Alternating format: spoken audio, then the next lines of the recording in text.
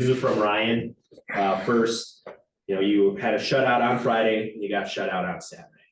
What led to the win, and did fatigue possibly play a role in the loss? I thought Friday we were really structurally good. After the first period, we really clamped down, and I think we had 20 block shots. Trotter played well in that. We got the lead, which takes teams out of their structure and their game plan.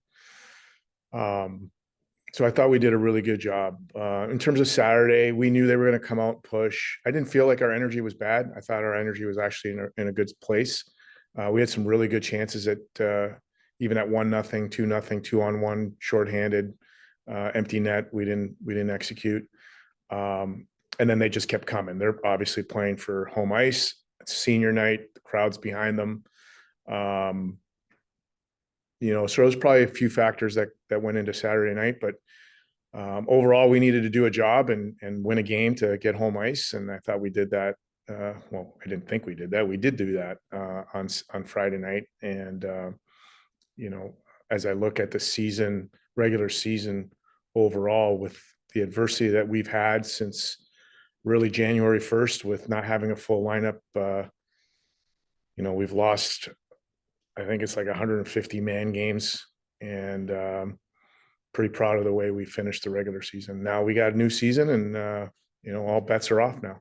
Yeah, I mean, you mentioned the win, you mentioned being shorthanded. What does that say about this team, that despite being so down, so many men, you're still going out there and competing against another team that has home ice in the playoffs? Well, listen, I've said this numerous times. I love this team. Our staff loves this team. They come to practice. They come to work every day. I feel like our culture is in a really good place. I feel like our trust level and our faith in brother is at a good place right now, and continuing to build through this resiliency that we've shown, this adversity. It's easy to be in culture when things are good, right? It's easy to thank the good Lord when things are going well. But it's hard to thank the good Lord when things are going bad.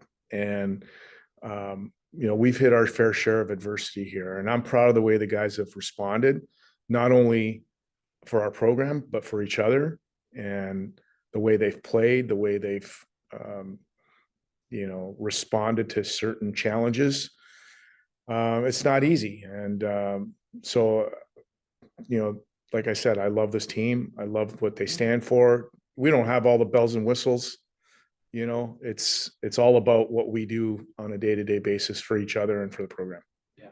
Do you expect any guys to be back this week? I didn't see anybody in practice today, so I'm not gonna say no, but I'm not gonna hold my breath either. Lake State played them pretty even this year, have had success in the past couple seasons. Anything new to expect out of that? Well, this is a really good hockey team. They play hard. They play well structured. They really took it to us the second night here. Really good special teams. Really good goaltending. They have the leading scorer in our conference. So there's a lot of good things that they do, and they're a good hockey team. And listen, 2nd to 7th place. It could easily be flipped right now. We'd be going to Lake State. So, this is a big time challenge for our program, and a step for our program. We're looking forward to the challenge. First press conference of the year, you mentioned competing for a championship, and here you guys are at the end of the year in the 2nd seed. How did you know that you guys were ready to take that next step? Well, that's what we do, right?